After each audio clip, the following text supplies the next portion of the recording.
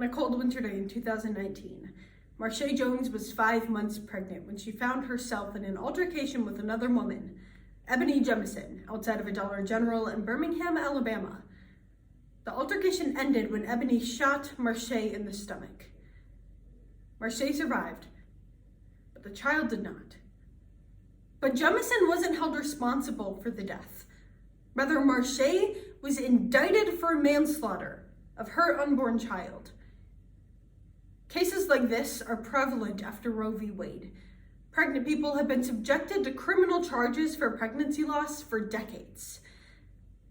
Feticide laws are put in place to protect unborn victims of violence from a third party and are enacted in 38 states.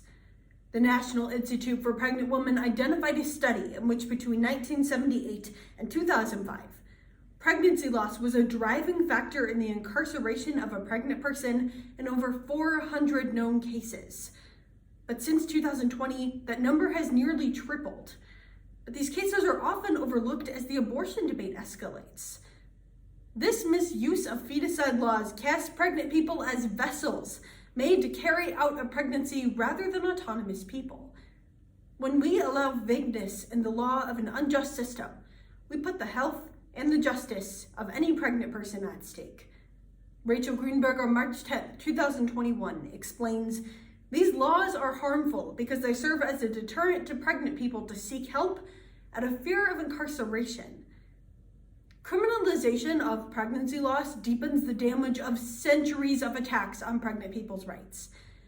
Legislation criminalizing pregnancy loss must be ended in order to preserve a right to health and to justice for any pregnant person in America." So today, we'll examine the causes, effects, and solutions to the laws that put Marche Jones in front of a jury for losing her baby. Because as Jessica Zucker, reproductive psychologist, said on May 19th, 2019, you could be her, and she could be you. Just like when it happened to Pervi Patel in 2013 after she reluctantly went to the emergency room for bleeding at 23 weeks pregnant. The child was stillborn. Police believe that Pervi had bought abortion drugs online despite any evidence. Pervi Patel is currently serving 20 years in prison. To see what caused the shameful incarceration of Pervi Patel, we must examine the legal loopholes and biases facing pregnant people of color. Since its conception, pregnant people in America have been burdened with a dehumanizing gaze by the law and their male counterparts. CNN on August 9th, 2020 explains that the law was misapplied and misinterpreted in the case of a woman being incarcerated for her stillbirth, and argued that a pregnant person cannot be incarcerated for their pregnancy loss as a result of their actions. There are no explicit outlines as to who is considered third party in the death of a fetus, leaving room for biased medical professionals, officers, judges, and juries, a legal loophole to act out their own biases. This is further explained by The Insider on August 7th, 2020, explaining pregnancy loss can carry a sentencing of up to second-degree murder, carrying a sentence of 10 to 30 years in prison. For centuries, American laws have attempted to strip pregnant people of their rights, painting them as a commodity to pair with a man.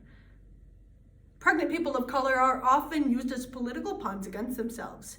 These people are demonized by legislators for unintentional actions resulting in the end of a pregnancy. Pregnancy loss is extraordinarily common. As Dr. Helen Landy explains, an estimated 30 to 40% of conceptions end in loss every year. That's 225,000 pregnancy losses in America annually. People of color are more likely to miscarry, as Black, Native American, and Hispanic populations having the highest rates of pregnancy loss according to the CDC in 2021. Ironically, these are the three poorest demographics, often cast aside by political elites. In 2016, African-American Kishona Reed lost her twin babies. Heartbroken, she buried the bodies outside her home. She now faces 10 years in prison because police believe that the twins had died from Kishona's drug use. In the autopsy, no illegal substances were found. Perhaps the biggest risk of these feticide laws is a risk to maternal health. more often than not, a fetus has more rights than the person carrying them until they're born. Pregnancy loss can be very dangerous. Kate Robinson on July 2nd, 2020 explains pregnancy loss can cause excessive bleeding, rapid heart rate, uterine infection, or even death. It's crucial that a pregnant person seeks help when something like this is suspected. However, when we criminalize the loss of a pregnancy, a pregnant person will not seek help out of fear of incarceration. Pregnancy loss is already traumatic. Fear of lost rights should not be an added deterrent for care. Kate Smith of CBS News on August 10th, 2020 puts it bluntly. It is not an exaggeration to say that these laws kill women. And while it can be any woman, it is often a deliberately selected group of people who bigotry has stood against for centuries. People of color are significantly more likely to be wrongfully accused of feticide as a symptom of our racist healthcare and justice system. Sarah Seaton of B&J Journals revealed stillbirths are 2 times more likely to occur in the poorest 10th of any given population. Further, the University of Michigan revealed socioeconomic status and health access contribute to 1/3 difference of the white-black infant mortality rate, meaning Black people are 3 times more likely to die from birth than white people. In 2011, pregnant Bebe Shai spent a year in prison after an attempted suicide. The courts were more concerned about the fetus's well-being than Bebe's rapidly declining mental health. The plight of these pregnant people demands solutions on personal and legislative levels. Gabriella Weigel on December 4th, 2020 explains 29 states apply feticide laws to every stage of pregnancy, and of that, only 7 of them have maternal exemptions. Because a mother is not third party in her own pregnancy, it's crucial that we have these exemptions put in place to protect a pregnant person from being incarcerated for their pregnancy loss. This exemption can look something like that of Mississippi's, which explicitly excludes acts committed by the mother or a medical professional. I will include links attached to this video of resources for you to see your state's guidelines on feticide laws, alongside other resources to contact your local state representatives. I urge you to do so and spark incentive for change. But more importantly, we each need to hear these people's stories and reflect on how biases in our healthcare and justice system brought their conviction. To help with this, I've created a Twitter account.